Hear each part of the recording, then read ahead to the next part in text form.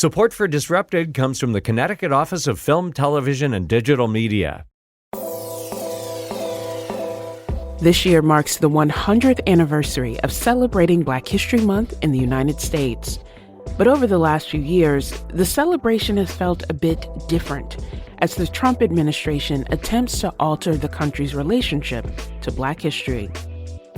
On January 31st, 2025, the Department of Defense announced a change. In a statement shared just hours ago, the Department of Defense said they will no longer recognize cultural awareness months, including Black History Month, which begins tomorrow. That announcement came after the administration's rollback of diversity, equity, and inclusion initiatives within the federal government. That included removing some Air Force training videos. The Tuskegee Airmen were the nation's first Black military pilots who served in World War II, but their story is now being eliminated from the U.S. Air Force training under President Donald Trump's DEI ban. The videos were later added back to the training course. From Connecticut Public Radio, this is Disrupted. I'm Kalila Brown-Dean. This hour, we're listening back to a panel of experts discussing Black History Month and what it means today. Kevin Gaines is Julian Bond Professor of Civil Rights and Social Justice. When we recorded the conversation, he was also Interim Director of the Carter G. Woodson Institute at the University of Virginia. Christina Greer is Associate Professor of Political Science at Fordham University. And Michael Harriot is founder of ContrabandCamp.com and the best-selling author of Black AF History, the Unwhitewashed Story of America. Thank you, everyone, for being on Disrupted. I'm so excited for this conversation. Thank you. I want to get right into it, and I don't want to make any assumptions. So, Kevin, let me start with you. This is a conversation about Black History Month, not just what it has meant historically, but particularly what it means in this moment. And we often hear people say, why do we need a Black History Month? Why is that separated out? You are running an institute at the University of Virginia that has long told these stories. Share with our listeners a little snippet of how Black History Month came to be. Well, yeah, I am the interim director of the Carter G. Woodson Institute for African American and African Studies. And Carter G. Woodson is the founder of what was established as Negro History Week in 1926. So basically, that morphed into what we know today as Black History Month. And we are currently in the centennial, the 100th anniversary of Dr. Woodson's founding of Black History Month. And Woodson was a historian. He grew up in Virginia. His parents were slaves. He graduated from Harvard and became a professional historian, but he was not so much an academic historian as someone who basically created the infrastructure for the study of Black history in the United States. He founded an important journal, the Journal of Negro History, that promoted scholarship in African American history.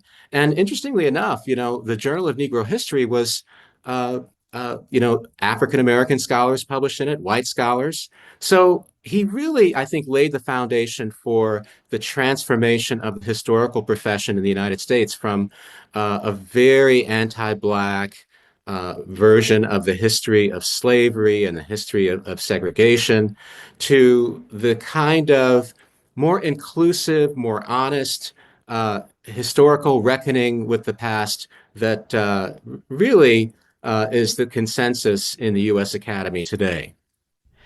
Michael, Kevin was mentioning how this celebration came to be, how it has morphed over time.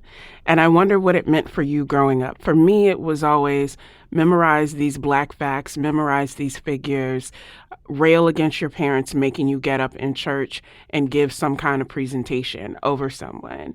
I don't know, maybe that was just my experience growing up in Virginia, but I get a sense that it's more common. What was the celebration or the recognition of Black History Month like for you? Well, I used to love Black History Month because I was homeschooled. But Black History Month to me, because every like civic organization would have an event, so it meant like a lot of cakes, right? My mom would make cakes for every event, and so there was always a bunch of cake around for Black History Month. And I think what I absorbed was subconscious, right? You attend all of these things, and through the celebration of your history um, during this month, you carry some of that forward, and it builds and layers on top of each other. So, I think we kind of almost take for granted that this 1 month that we focus on our history is, performative. It seems some performative sometimes, and it seems perfunctory sometimes, but it really sets aside a time of the month that we build on for future generations, and we lay the foundation so that they won't be miseducated for the rest of those 11 months. Christina, you are an educator. You are with bright students every day. But you also carry forth this history every day of reminding people, even the people who think they know it all and who think that they understand it, of why it's important to continue celebrating Black history and to also celebrate those pieces that aren't always top of mind. What does it mean for you to celebrate Black History Month and continue that legacy of this is history, this needs to be told, and we need to connect to it? Black history is American history. So if you don't understand Black history, you have no idea about this country. Our histories are interconnected and intertwined in very complex, brutal, and beautiful ways. And so the idea that only a small segment of the population memorizes great figures in Black history, white students and white people should be enraged that they don't know about their own history in their own country. They don't know about the contributions, whether it's the traffic light or the peanut or ranch dressing or educational institutions. How do you have over 100 colleges and universities, HBCUs? I'm wearing a FAMU sweatshirt right now where my grandfather got his master's. How do you have over 100 colleges and universities you've never heard of before? How have you never heard of the Divine Nine? These are sort of facts about your own history that you are completely devoid of. And so what I try and help my students realize is as we think about current events, and for example, book bannings have always been the case when it comes to Black history. That's why in school, most kids only know about Martin Luther King, Rosa Parks, Frederick Douglass, and Harriet Tubman. There's no way that there are only 4 Black people that contributed to this country. There have been thousands upon thousands of people. So when I wrote How to Build a Democracy, from Fannie Lou Hamer and Barbara Jordan to Stacey Abrams, on the one hand, it's to make sure that Stacey Abrams wasn't erased from history, since we've seen that project underway right now, but it was also to remind people of the contributions of Black women like Fannie Lou Hamer, many of whom they've never heard of, or Barbara Jordan, the second Black woman ever elected to Congress. Most people had never heard of her, even my students from Texas. And so when they're looking at Professor Brown Dean or Professor Greer in their classrooms, and we're explaining to them the legacy of Black intellectualism inside and outside of the academy, inside and outside of American institutions, we don't make sense if they don't understand all of these amazing Black women who have come before us. And so I try and make that connection that although we celebrate in February, and I dressed up and, did my poster and, church, the whole thing. But we should all feel like this is our shared history, and to not understand it is the reason why most people don't understand the moment we're in politically right now. Michael, let me come back to you because the subtitle of your book, Black AF History, is the unwhitewashed story of America. And I think it connects so beautifully to what Christina is saying, is that when people think of American history, it always centers whiteness. And it always treats the histories and experience of other people as either being non-existent or insignificant to that story of American development. Say a little more about why that was the lens that you said, let me unwhitewash this story so that we can capture the fullness, as Christina mentioned, of the experience. Well, I think there are 2 reasons that's important. One is because a more inclusive, fuller history is more truthful. There are things that we think about history that are patently not true.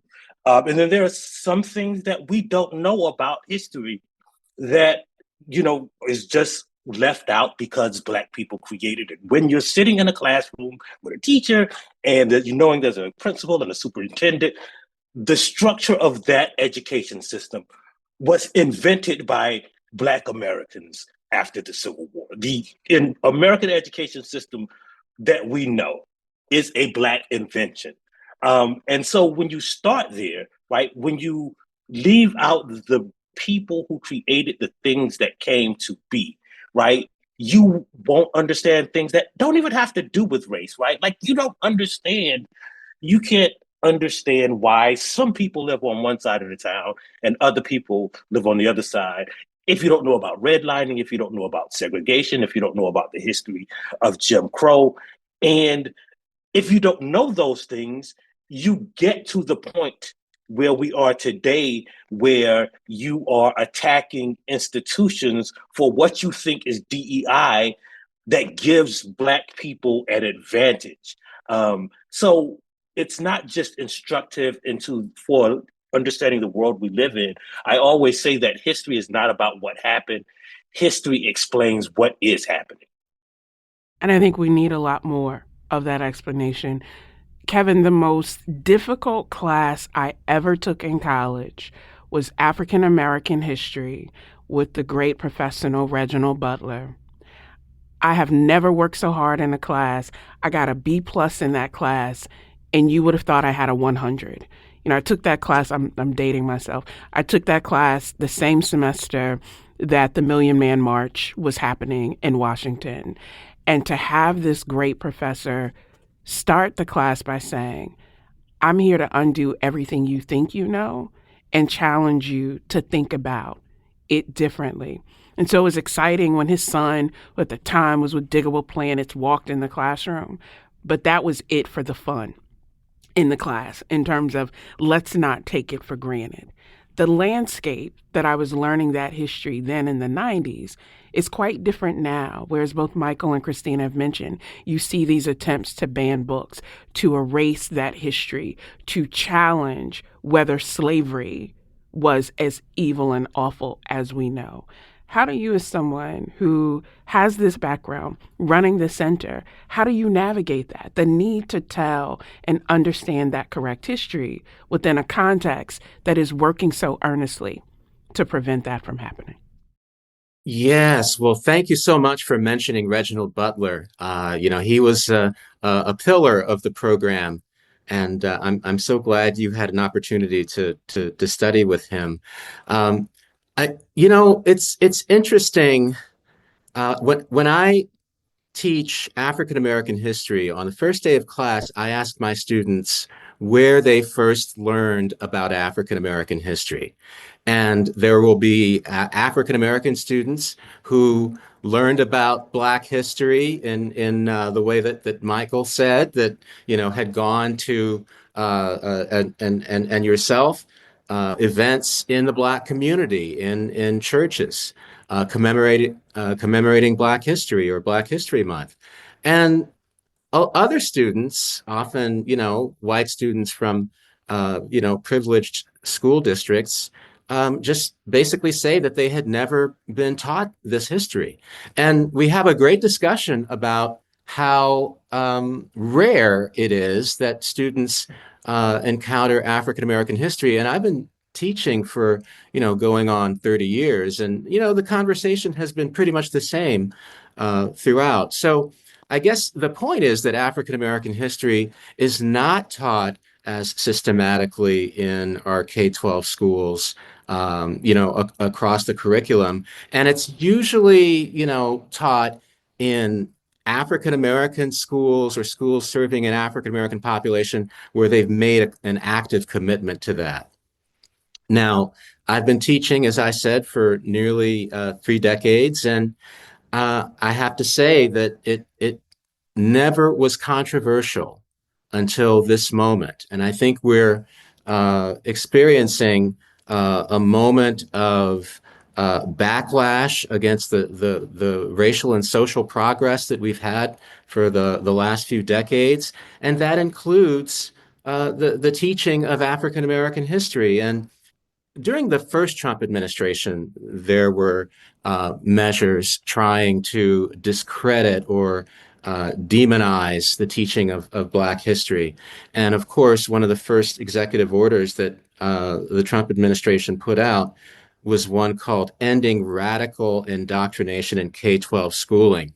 And if you look at this executive order and the view of history that it advances, and really a distorted view of history, I would have to give the executive order an F because it really shows a total ignorance of what history is, and not let alone Black history.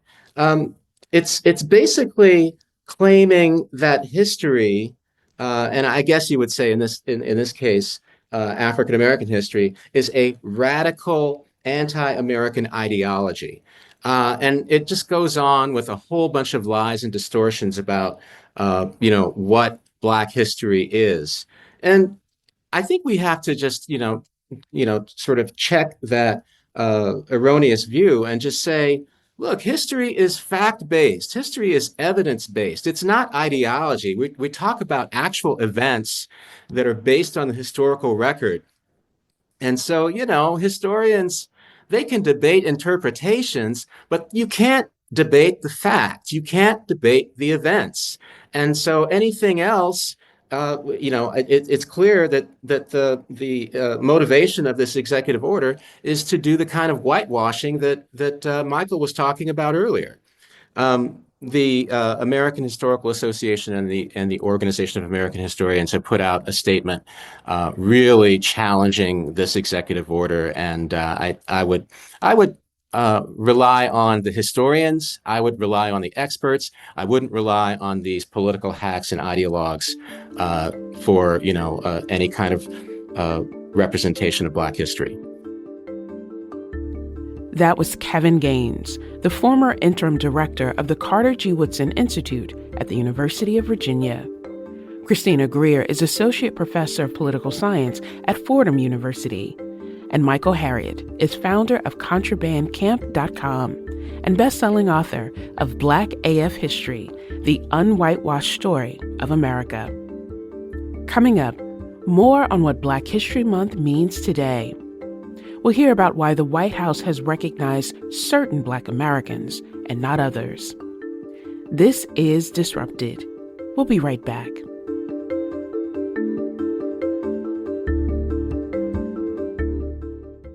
Welcome back to Disrupted. I'm Kalila Brown-Dean. This hour, we're talking about Black History Month and what it means today. We're joined by Kevin Gaines, who is interim director of the Carter G. Woodson Institute at the University of Virginia. Christina Greer is associate professor of political science at Fordham University. And Michael Harriot is the best-selling author of Black AF History, The Unwhitewashed Story of America.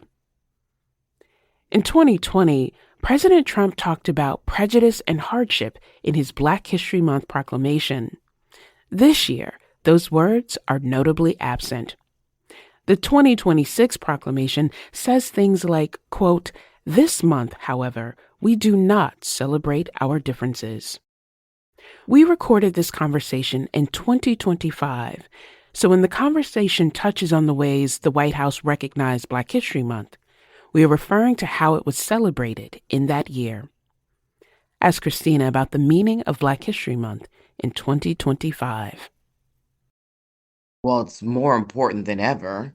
I think in the crisis mode that we are in our American democracy, it is my hope that more Americans, and not just Black Americans, feel the need and the necessity to learn more about their history, since they see it being systematically erased on so many different levels, not just from the history books, but from classrooms and the congressional record. Senator Daniel Patrick Moynihan said, we're all entitled to our own opinions, but we're not entitled to our own facts. And as Kevin said, sometimes all the time, the facts are just the facts. Our interpretations can be one thing, but these things did happen. U.S. chattel slavery did occur for centuries on this land. Redlining was real. There's a reason why some people do not have generational wealth because of the allocation of the GI Bill or because of the negotiations made in the New Deal to exclude Black female domestics. All of these things are real. They're not my opinion and they're not my feelings. So to think about this particular president who has now chosen to surround himself with avowed white supremacists, many of whom are from South Africa, who believe in an apartheid state, we have to remember the words of Bell Hooks, who's not a historian, but her books are slowly but surely being moved out of classrooms left and right. But when she reminds us that the American project is predicated on white supremacy, anti-Black racism, patriarchy, and capitalism, we have to understand that has been the past, and we are looking at our leadership right now doubling down on those four principles to try and move us into a new era of the 21st century. So for me, it's incumbent upon myself to continue to educate myself and the people around me, and obviously my students, to weave in Black history in every class that I teach. I teach introduction. We're talking about the framers and, George Washington. And yes, I talk about Ona Judge, his enslaved African that he hunted to the ends of his days. Yes, I talk about the fact that he did not free his enslaved Africans as promised. Yes, I talk about how he put the teeth of enslaved Africans in his own mouth. No, they were not wooden. Yes, that is a myth. So really working in the ways that this country has been brutal. Michael, let's talk about the ways that the White House this year is recognizing Black History Month. The proclamation that came out named a few Black Americans, Frederick Douglass, Justice Clarence Thomas, and Tiger Woods. At the time we're having this conversation, last night the White House held its Black History Month celebration, and it included noted guests such as Lil Boosie, the rapper, Byron Donalds from Florida, who the president is supporting in his run for governor, as well as supporters of the current president who cheered on the confirmation of Kash Patel as FBI director by holding up a cutout picture of Pastor Jamal Harrison Bryant and saying that FBI director should go after Bryant first. I'm still confused about how you get such a large photo cutout through White House security, but that's a different kind of question. What's the message that you think the White House is sending by choosing these particular figures and these particular people to hold forth as, if we're going to acknowledge and celebrate Black history, these are the people that we have to celebrate?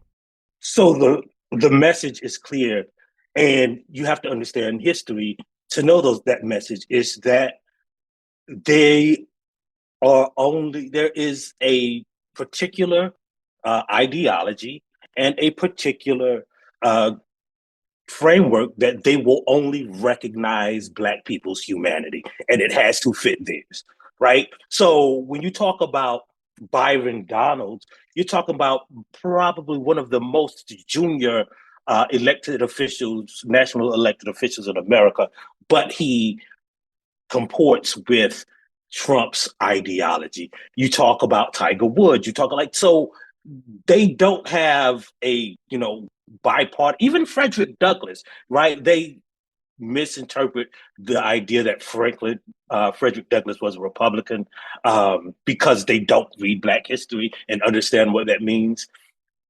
And if you notice, there's another name that you didn't mention, who is, everyone listening to this, on this program knows the name that's always brought up in that circle is Thomas Sowell, who's this right-wing Black bootstrap ideologue who's generally considered by the economics community as a hack, but he's always lifted up as the Black economist that perpetuates that mythology. But if you go back to what Christina said, right, and, we clutch our pearls when we hear that term, white supremacy. But if you study Black history, you'll see that this moment mirrors a part of American history where in the previous times during Reconstruction, they explicitly said that's not a Black term. The people like Ben Pitchfork Tillman and Abraham Lincoln, and they reinforced the idea that white supremacy is the order to which they thought America should work in. And that was the premise of making America great again, right? And so once you read and know and study the history of the people who compose this country, then you understand what you're seeing when you see that group of people essentially sicking the FBI on a pastor at a Black church. Share with us and our listeners why you think that particular pastor, because some of our listeners may not be familiar with Pastor Bryant or why he would be the person singled out. What do you think is at play with that particular focus? So Jamal Bryant is a pastor in a church, I think, in Baltimore. He has been a long time outspoken critic of the Trump administration. Not just, I don't like him, but he is critical of the political ideology that attacks the people in his communities and the use of Christian ideology and the Christian right under the guise of Christianity to attack Black people. And he's been an outspoken critic of Trump, and we have to understand, he's been effective. He is not just a guy who preaches from a pulpit. He's an organizer. He's a person who's on the ground organizing movements, and he's become a target for the MAGA movement even before this Black History Month. That was Michael Harriot, founder of ContrabandCamp.com and best-selling author of Black AF History, The Unwhitewashed Story of America. Christina Greer is Associate Professor of Political Science at Fordham University. And Kevin Gaines is former Interim Director of the Carter G. Woodson Institute at the University of Virginia. Coming up, the panel discusses how Black people have responded to challenges in the past. This is Disrupted. Stay with us. Welcome back to Disrupted. I'm Kalila Brown-Dean. This hour, we're talking about Black History Month in the current political moment. We're joined by Kevin Gaines, former interim director of the Carter G. Woodson Institute at the University of Virginia. Christina Greer is associate professor of political science at Fordham University. And Michael Harriot is best-selling author of Black AF History, The Unwhitewashed Story of America. In his first term, President Trump wanted to honor some people in a sculpture garden called the National Garden of American Heroes. The garden would recognize people like Ronald Reagan and Aretha Franklin, Medgar Evers, and Shirley Temple. He brought that idea back into his new term, and so I asked Christina who she would honor in such a garden. A note for our listeners, this segment references sexual assault. I mean, the numbers of women who have organized in this country, who have not given up on this democracy, who have had to deal with the intersectionality of being Black and also being a woman in a country that has not been kind to either group. That is what I would think of. A Septima Clark, an Ella Baker, a Gloria Richardson, who just recently passed not too long ago. I mean, those are the types of women that will complicate this whitewashed narrative of the United States. I mean, our origin story is fake and false and a lie. I said on a panel the other day, I was like, we criticize North Korea for having a fake origin story. We have a fake origin story. And we just perpetuate it time and time again, as though this country has not been brutal to almost every single group that stepped foot on its shores for decades, if not centuries. So we know this president doesn't read. He's a proud non-reader. As an educator, that makes my blood boil on so many different levels, because he advocates, I just know things. I don't have to read. He surrounds himself with many people who don't read, and he doesn't respect history, to say nothing if he doesn't respect people, but he doesn't respect history. And as Michael mentioned, to understand this moment, history explains this moment. And so what worries me is the anti-intellectualism. To want to know about people who came before you is somehow now seen as elitist and, off of the scale. How do we understand where we're going and making sure we don't repeat the same mistakes, which we see ourselves going on in international ways, without knowing what our ancestors and the people who came before us, what they did, what they learned? I mean, this is why I always explain to my students who are organizing on campus. People have done this before. You guys aren't the first organizers. You're not the first ones who, disagree with the president and the administration on whatever the issue may be. Why don't you read about what the students who came before you have done so you can learn from their mistakes and actually do more with less and faster?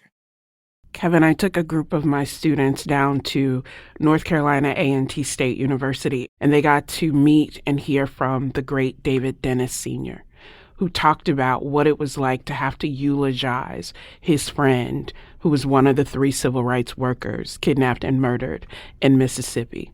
David Dennis Sr. is the kind of person that I would see as an American hero, whose name may not be as widely known, but whose impact on student organizing, activism, community is profound.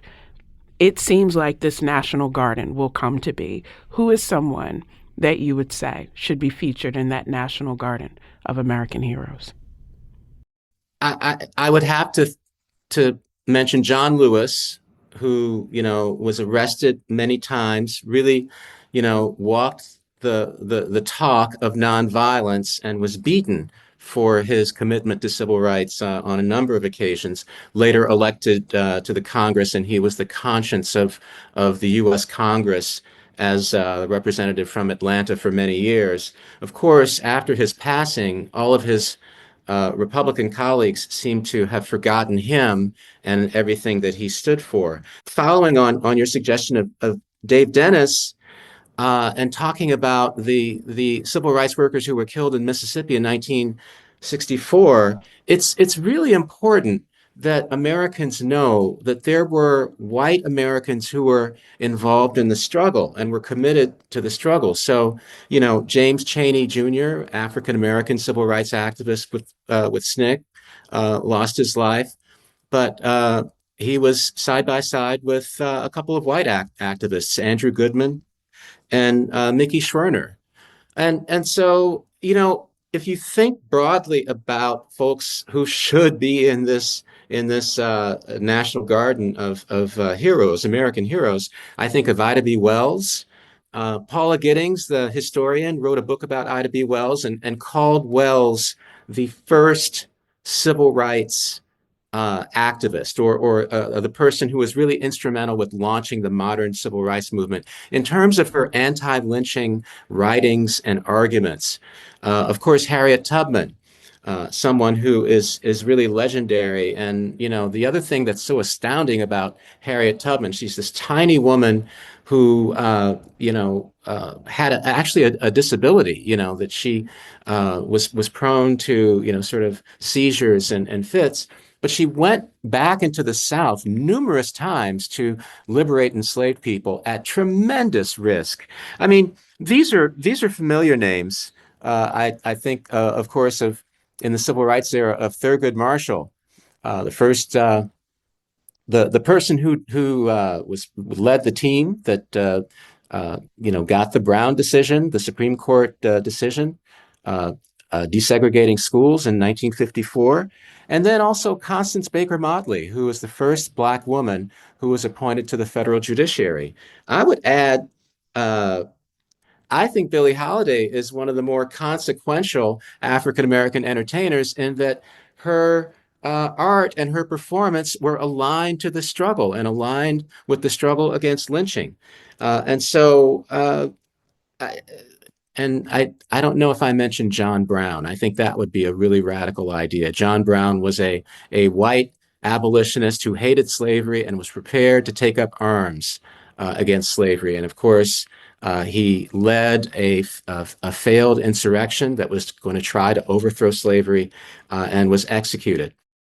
I also think if we have certain entertainers and individuals, let's have the full story. The whitewashing of MLK has been a project that, I mean, I think astounds so many people who've ever read anything beyond, the 5 sentences of his "I Have a Dream" speech. I mean, even Rosa Parks as a rape investigator. When I tell that to my students, the bravery that she had going throughout the South, investigating brutal crimes against Black women, they have no idea. They thought that she was just this cute, petite, demure little woman who one day just woke up and decided, I'm not going to move. She was an organizer herself. She, put herself in incredibly dangerous situations. So I think even if we have certain folks on the list that are quote unquote known to many Americans, let's actually have their full stories so we know. I mean, Martin Luther King didn't die of old age or cancer. He was assassinated. There's a reason why he was assassinated, right? There's a reason why Malcolm X was assassinated. I mean, these are also,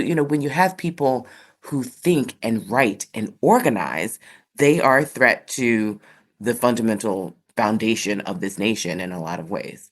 Michael, what about you? Are there any more current figures that you would include in a national garden of American heroes?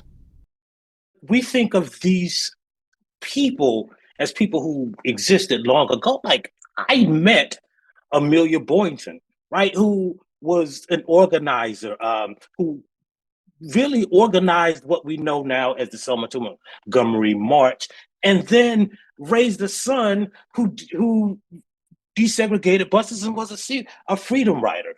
So like we think of the people as as these people as far away in the past, right? And so there are people who are alive and well today, or people who have been recently passed away that deserve our recognition, and we think of them. Some of the great educators that we've missed out on, right? A John Henry Clark, right? That is one of the foremost pushes for what we're talking about now, the extension of Black history and in the academic area. I mean, there are you talk about we talking about living people. Dr. Greer at Howard University is a cultural icon that deserves recognition. We go back into this even before the civil rights movement and talk about people like Robert Smalls, the people who essentially founded American democracy. People like Joanne Robinson in Montgomery, Alabama. I am always partial to push people from South Carolina. So you're talk about Edwards versus South Carolina, the high school kids that are all alive now. All of them. I think my uncle was the first to pass, and he was the youngest who protested at the State House in South Carolina that pushed the Supreme Court to essentially say that protest is a form of speech that can't be outlawed just because you don't like what they're saying. So when the police were restricted at January 6th, that was because of living Black people who fought for the right to protest. And all of those people are alive today. And one last person is Cleveland Sellers, who is walking around right now, like who was a political prisoner, one of the only political prisoners that was like incarcerated and convicted during the civil rights movement, was the subject of the bloodiest event of the civil rights movement, the Orangeburg Massacre. We never talk about that. Cleveland Howard is an American icon, and he lives and walks around, and I talk to him every time I go to South Carolina. In this dizzying flurry of all that's happening, what Toni Morrison described as the very function of racism is that distraction. What are you focusing on in these times? What is it that you are centering yourself on to go forth with purpose and intention and not be deterred by what we're seeing? Well, I mean, so much of what we're seeing coming from the president is performative. Much of it is very real, sure. And there's a lot of danger, there's a lot of fear. but a lot of it is performative. So sifting through that. I always read to help me understand these moments. Gwendolyn Brooks is my favorite poet, but I read a lot of Gloria Naylor. Books are like a good wine collection. You don't have to consume it the second you bring it home. They are there for you to just open up some pages some days and read some words. Langston Hughes, as a writer, not just a poet, always grounds me. Um, Black people have a long-standing, complicated relationship with nature and the outdoors. I spend a lot of time outdoors. I know Michael, spends a lot of time in the South on the land. I am a birder and I hug trees, literally. So in this moment, recognizing that so much of the hysteria and urgency is actually, some of it is not urgent, and slowing down the pace. It's like I am the point guard of my life. So I actually can control some of and much of the pace of what's going on. And then this is, somewhat controversial for people to digest, but I fundamentally believe that my ancestors are stronger than his. So I'm not afraid of him. I don't feel fear right now. And I know a lot of families do feel fear. And it is my job to, if I don't feel fear right now and I feel divinely protected, it is my job to rest and to work so I can help others who may not have that opportunity. I am currently in a profession where, I am documented thus far by the definitions we're using today in 2025. I'm not in a mixed status family. I don't work for the federal government where I'm worried about my job just disappearing overnight because some random unelected individual has decided so. So there's a particular safety that I have in this moment, at least, where I can stay clear-headed because so many other people are in need. And so that's the focal point. Al Sharpton talks about this in the past. When you see geese flying in that triangular formation, that head goose is taking all the headwinds. So the others can they're working, but they're not working at 110%. So you have to rest up so that when that head goose needs to go to the back and rest, you were in position to do the work and you were ready to take all of that headwind. I'm somewhere kind of in the middle. I'm working, I'm writing, I'm doing talks, I'm teaching kids. But pretty soon it may be called upon me. And I felt like I was the head goose for much of the election season. So pretty soon I'm going to either need to be up front, facing all the wind. And once I do that, then I can drop back and rest a little bit. So I'm sort of gearing up to be back up front in the queue. But I also have to recognize that so much of this shock and awe is to destabilize us, is to make us feel disorganized and disoriented. But as we've mentioned, all these brilliant organizers, many of whom were Black women, it's like I come from a tradition on this land of people who have done this before. He is a symptom of this country. He is not brand new. He is using old playbooks with new people. But I have to just stay focused on what is real and what has happened in the past so I can identify it and be prepared for it and organize with others to combat it. Thank you, Professor, for being focused and committed. And I think, Michael, it's this reminder that these communities are not leaderless. They are leaderful. And there are many people who are on deck and ready to go. One of your newest pieces has this tagline. You are great with taglines, by the way. Has this tagline, the coup is finished, but we are not. Talk to us about that statement. Yeah, I think we're in a moment where what we fear would happen has already happened. The thing that Donald Trump, that we thought that Donald Trump would do, is already finished, right? The Secretary of Education will be a person who has never worked in education and will dismantle the Department of Education. It is done. The Kash Patel, the director of the FBI, will target Donald, is a man who said before Donald Trump was elected, if I am in this administration, I will hunt down Donald Trump's enemies. That is finished. We are the only people who can stop this from happening. Your senator, your congressman cannot do it. They will not do it. The laws that were written by the people who are going along now will not stop him. The judges will not stop him. We are the only people who can stop him. And we have done it before. We did it during Reconstruction. We ended slavery.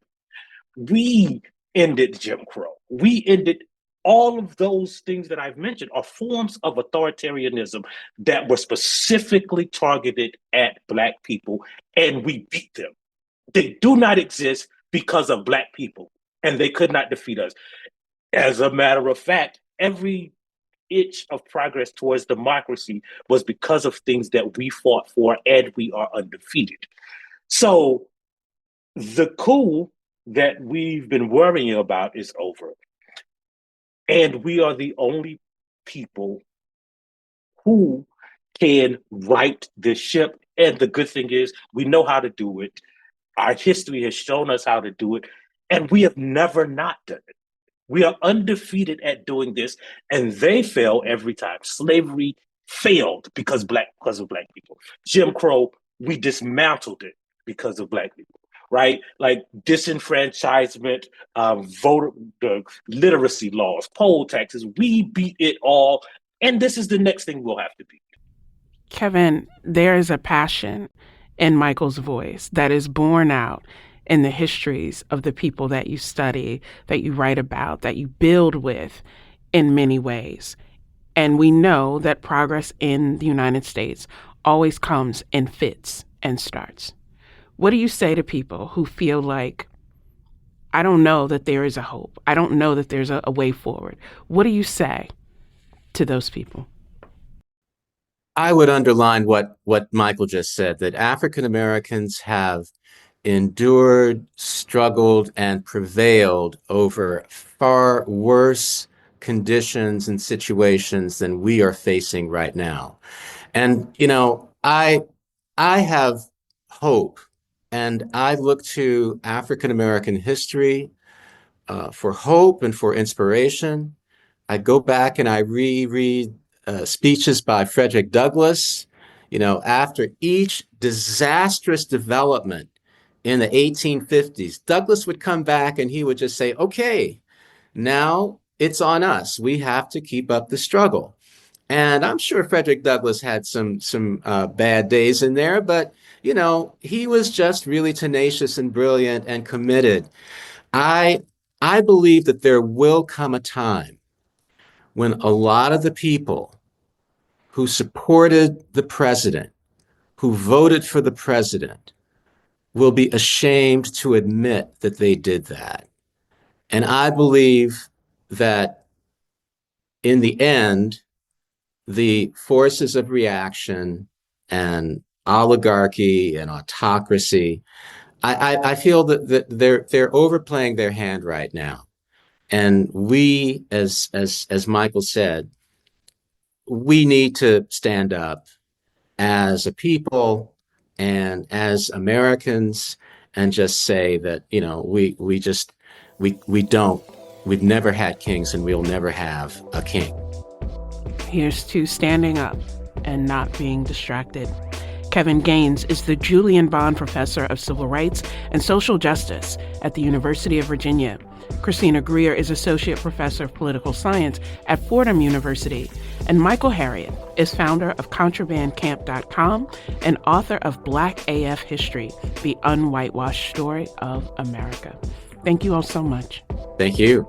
Thank you for having me. Disrupted is produced by Kevin Chang Barnum, Erica McIntosh, Robin Doyon-Aiken, and Meg Fitzgerald. This episode was originally produced by Kevin Chang Barnum, Robin Doyon-Aiken, Meg Fitzgerald, and Meg Dalton. Our interns were Angelica Gajewski and Kathy Wang. You can listen to all the previous episodes of Disrupted by finding us wherever you get your podcast. And you can listen to new episodes every Friday at 9 a.m. From Connecticut Public Radio, this is Disrupted.